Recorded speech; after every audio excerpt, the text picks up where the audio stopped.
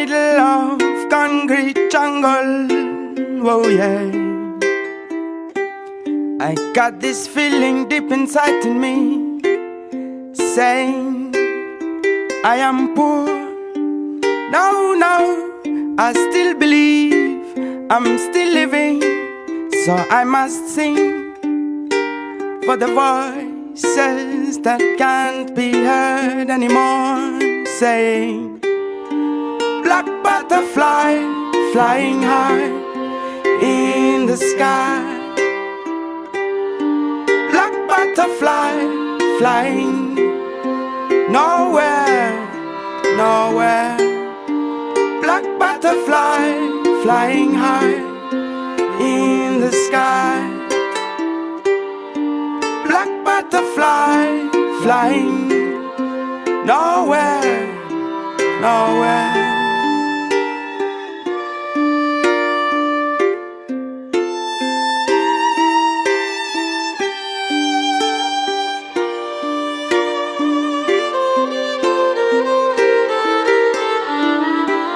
Said it's getting dark, flashing lights, blue, green, yellow, red lights everywhere. Said it's getting dark, flashing lights, blue, green, yellow, red lights everywhere. But I still believe I'm still living, so I must sing for the voices that can't be heard anymore. Butterfly flying high in the sky, black butterfly flying nowhere, nowhere, black butterfly flying high in the sky, black butterfly flying nowhere, nowhere.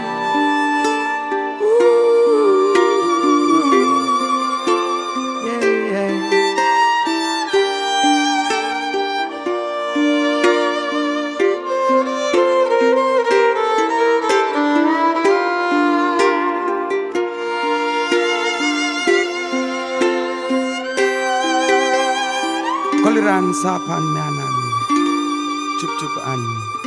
Si mesukua, si mesakvi, sorosi usili shepispis.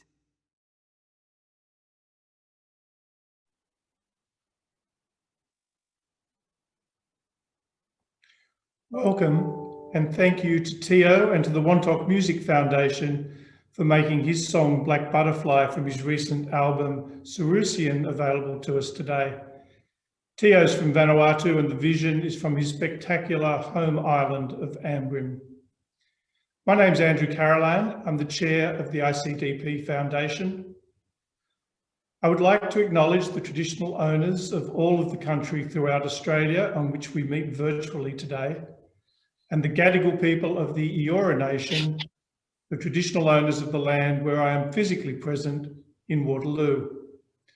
I recognise the traditional owners' continuing connection to land, waters and cultures. We pay our respects to their elders past, present and emerging.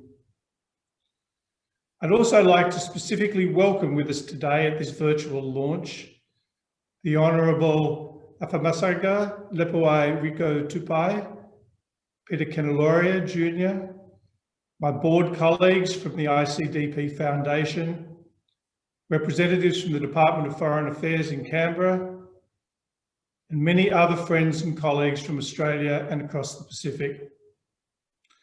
I'll call now on Zha Agabe-Granfar, Executive Director of Verge and a Pacific Connect alumnus in Port Moresby, to provide a Pacific welcome and to lead us in prayer.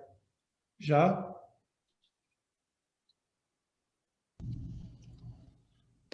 Good morning and thank you very much, Andrew.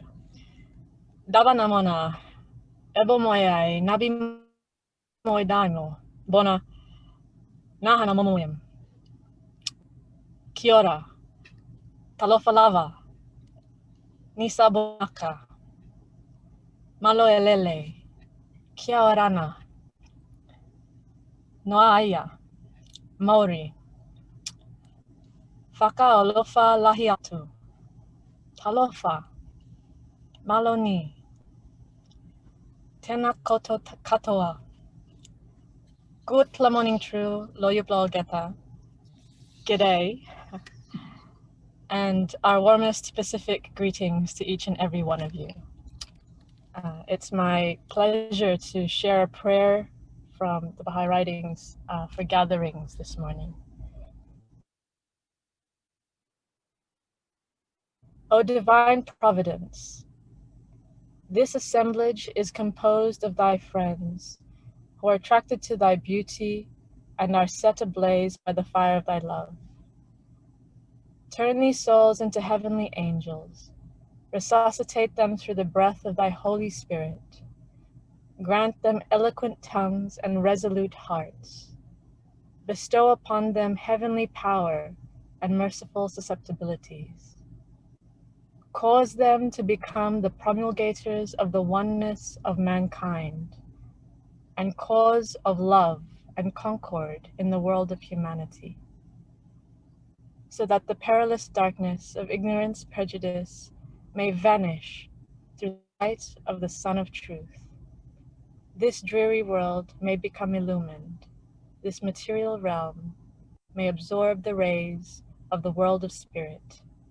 These different colors may merge into one color, and the melody of praise may rise to the kingdom of thy sanctity. Verily, thou art the omnipotent and the almighty. Abdul Baha. Thank you, Zha. That was wonderful. Before speaking to the ICDP Foundation, I'd first like to recognise the devastating impact that COVID has inflicted across the globe in 2020. No country has been spared, not Australia and not our close Pacific neighbours, including Papua New Guinea, the Solomons, Samoa, Tonga, Vanuatu, Fiji.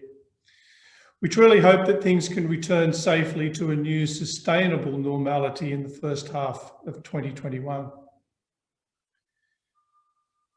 The ICDP Foundation is a child of ICDP, the International Centre for Democratic Partnerships. And I'd like first to acknowledge the visionary work of the Honourable Christopher Pyne, Dr. Ian Watt and Mr. Peter Fritz in establishing ICDP and for its successes to date, particularly with the Pacific Connect program.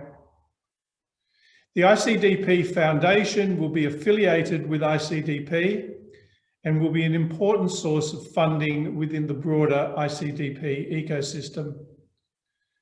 I'm very proud to have been appointed its inaugural chairman, as indeed I was very proud to have been the inaugural ambassador for ICDP.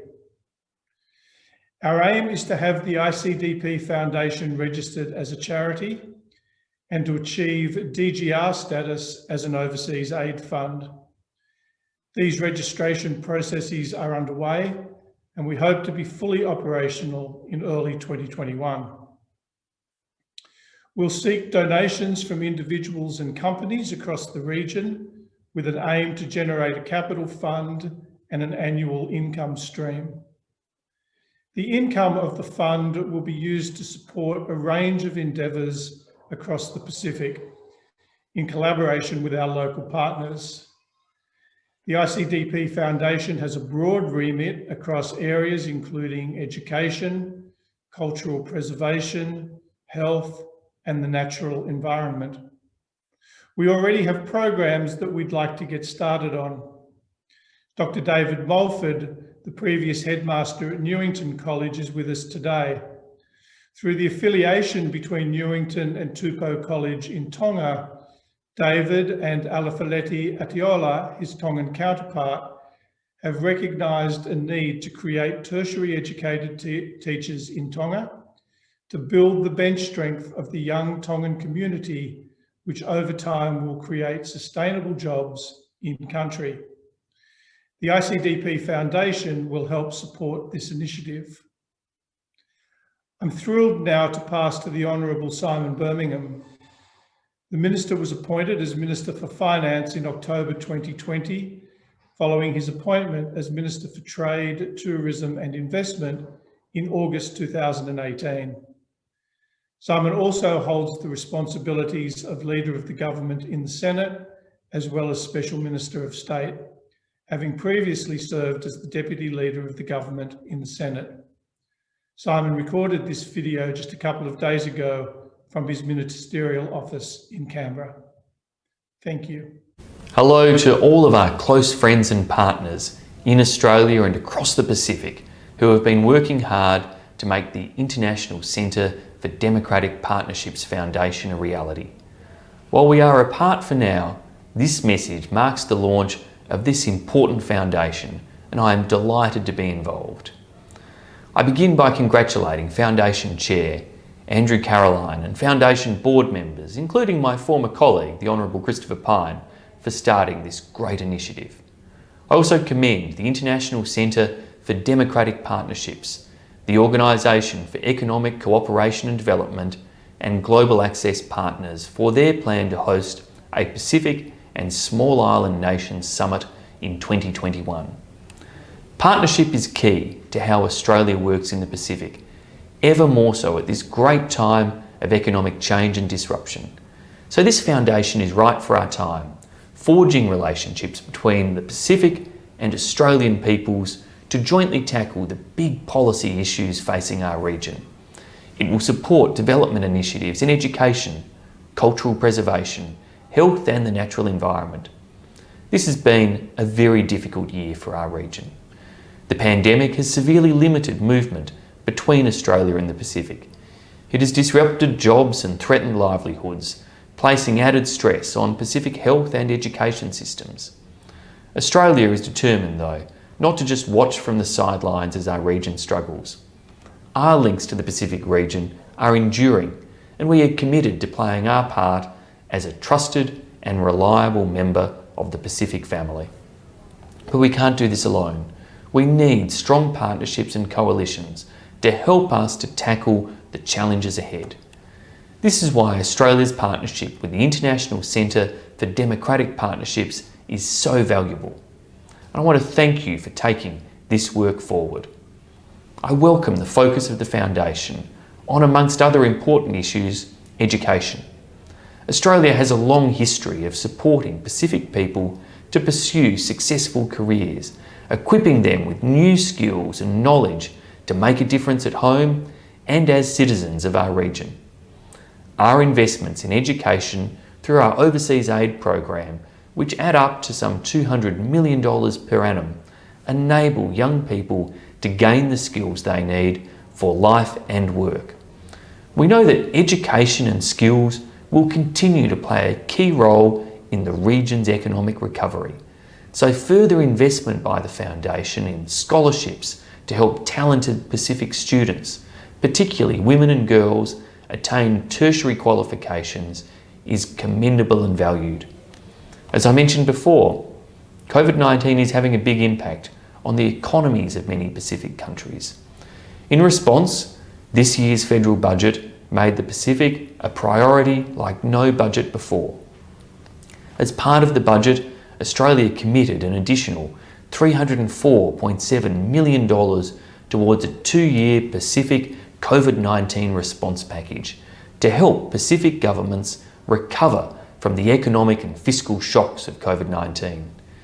This will provide additional budget support to cushion the economic blow of COVID-19 in the Pacific and the lives, jobs and businesses that have been affected.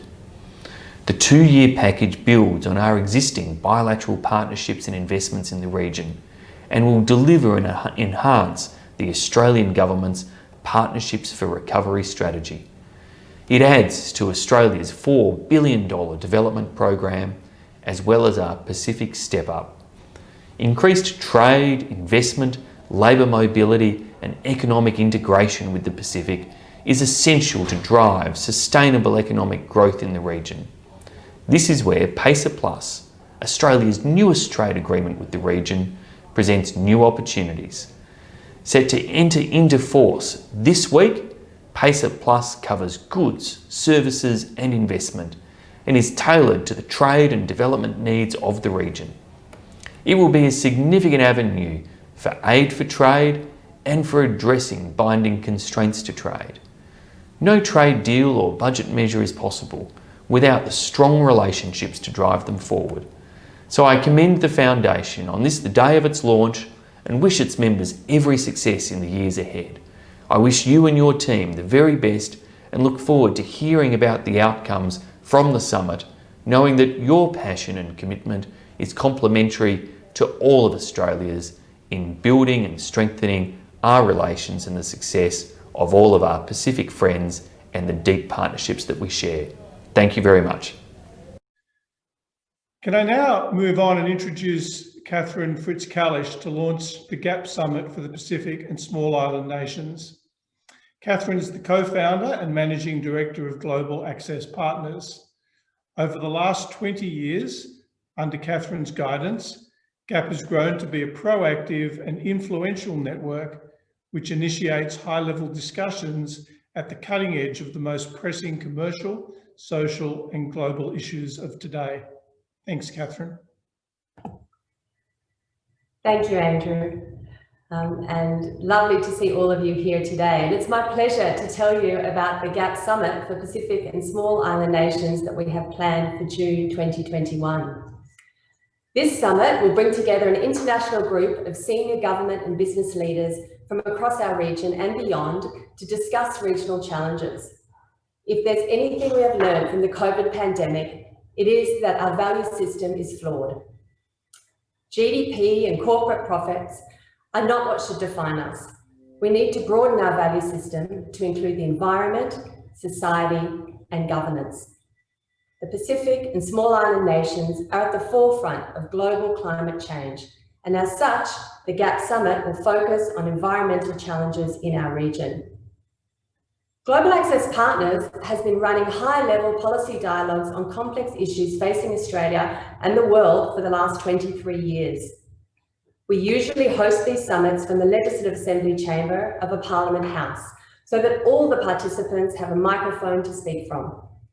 But because of anticipated COVID restrictions on travel, the Summit for the Pacific and Small Island Nations will be held via a customised online platform and therefore will retain this ability for all participants to speak. Participation will be by invitation only and will be facilitated using the GAP second track process of engagement, which allows free-flowing discussion and reporting of this under the Chatham House rule of non-attribution. We're looking forward to lending GAP's well-established format to this inaugural event and to working with our Pacific colleagues. The first priority for us will be to convene a steering committee to guide the development of the summit's program, agenda, and participant list.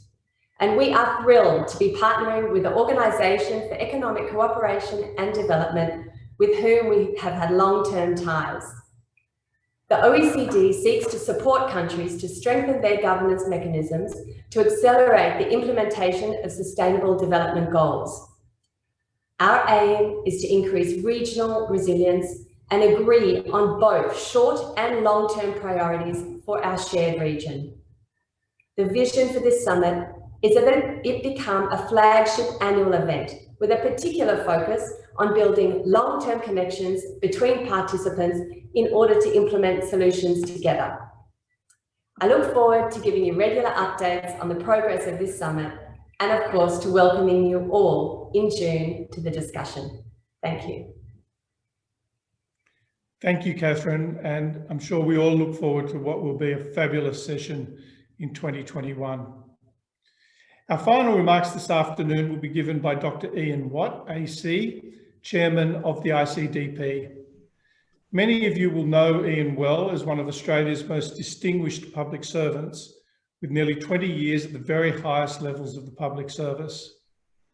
His most recent and most senior appointment was as Secretary of the Department of the Prime Minister and Cabinet and Head of the Australian Public Service, a position he held from 2011 until the end of 2014.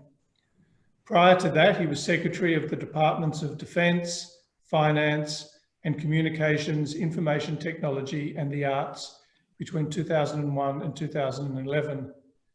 Before that, he was Deputy Secretary of the Department of the Prime Minister and Cabinet.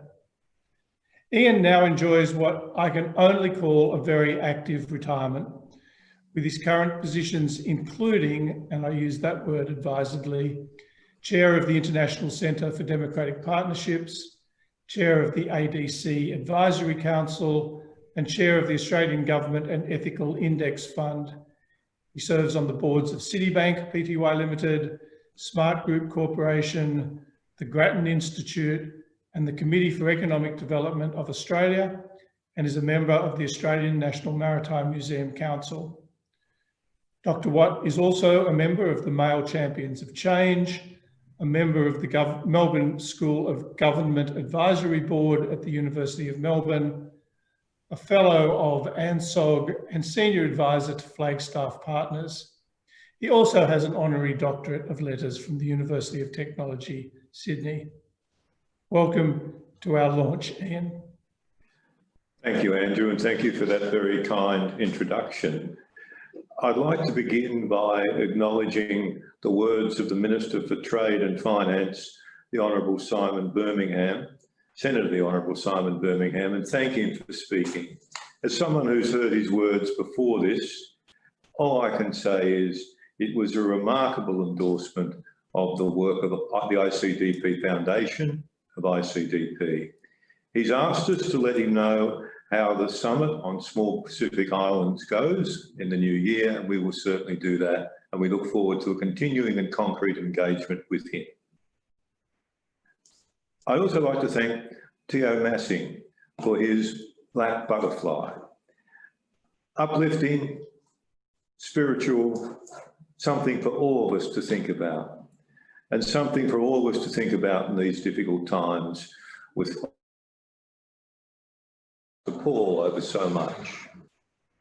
I'd like to begin by acknowledging the traditional owners of the many parts of Australia on which we meet today, and in the spirit of reconciliation, their elders, past and present. I'd also like to give a big Pacific Island welcome to everyone on this broadcast. When you speak last at a function like this one thing you don't have to do is say very much, because when you have good speakers before you, everything's been said. So I'll keep my remarks brief. I'd like to thank Andrew, first and foremost, for his leadership in establishing the International Centre for Democratic Partnerships Foundation. It's been a very good piece of work done very well. I'm certainly delighted to be a board member of the organisation. Over time, we anticipate it will provide an important source of funds to complement ICDP's current work in the Pacific. Complement, not necessarily only involve ICDP. ICDP itself is now 3 years old. It's growing fast and in surprising directions. Our role is still to build bridges between Australia and the Pacific, between Pacific Islanders and Australians, and to do this by bringing them together to discuss opportunities to use information technology to help solve problems in the Pacific, to boost growth and development, to build businesses, and to build the relationships that go with that business, and to build relationships that endure for the benefit of both the Pacific and Australia. We started to do that 3 years ago in a very much face-to-face environment. COVID made us change. Thanks to the work of our CEO, Simone Pensko, and her wonderful team, Tina and Benjamin, we turned from being a part face-to-face organisation to being a wholly virtual organisation. That was a remarkable achievement. All the more remarkable was the fact that we haven't lost traction in the Pacific. We continue to gain people who are interested in what we do. We continue to boost alumni numbers. We continue to gain virtual friends right around the Pacific. And that is a great achievement. I hope in 2021, we'll be able to resume a little bit of face-to-face meetings. It would be nice to meet personally again with many of our friends, sponsors, alumni in the Pacific that we can't quite do in the same way at the moment. But that's for 2021. If and when that happens, that's a bonus. Meantime, we'll continue to run a virtual organisation at least as far as our contacts with the Pacific go, and do it very successfully as we've done it in the last several months. ICDP is succeeding in its objectives that the Australian government set for us. We had our funding renewed 12 months ago for a 3-year period. We've gone from being a trial to being permanent. We've supported not just many dialogues, many workshops, but we also have supported a number of projects in ways we never intended when we started.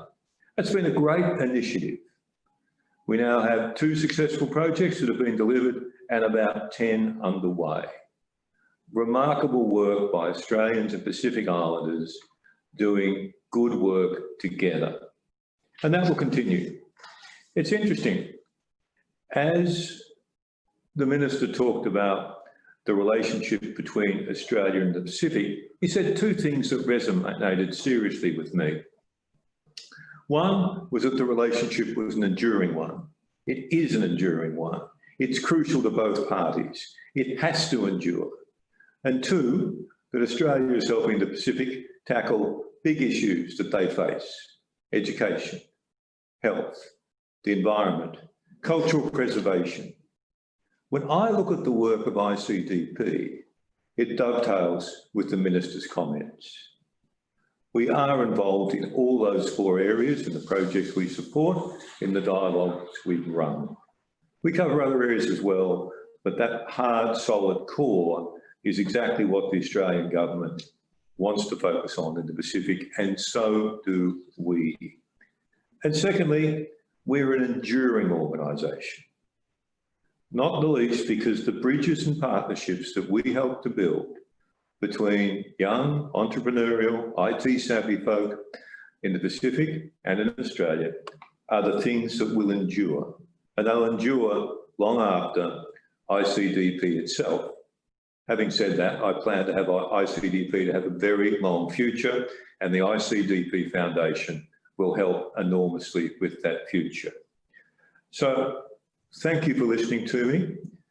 Andrew, I'll pass back to you. And just remember, we're part of the enduring ICDP organisation and the enduring ICDP Foundation. And thank you for that. Thank you. Thank you very much, Ian. That's enduring is a great word to be thinking about in these times, and I look forward to enduring with you and the rest of the team. We've now reached the conclusion of our virtual launch of the ICDP Foundation and the GAP Summit for the Pacific and Small Island Nations. Our group this morning has been relatively contained, but everything has been recorded. We propose to send the message far and wide through the Pacific and Australia, through the ICDP, Slack and Facebook channels and beyond. We'll work to ensure that the Minister's full speech is included within that recording. So if you'd like to listen to the whole lot, please search through those sites. It'll be quite easy to find. Events like this, as everyone realises, don't just happen, but we need to acknowledge the way that they do happen. And so can I please explicitly thank each of you on this Zoom call for your active engagement, our speakers for their participation and enthusiasm, Wontok Music Foundation and Teo, the Office of the Honourable Simon Birmingham, and all of our tireless organisers and solvers of intractable problems, Simone Pensko, Benjamin Blackshaw, Olga Pedrova, Tina Briggs, and the entirety of the GAP and ICDP team behind the scenes. Thank you all, and we look forward to many years of active, and I'm going to add the word enduring, active, enduring collaboration throughout the Pacific. Good afternoon, everyone.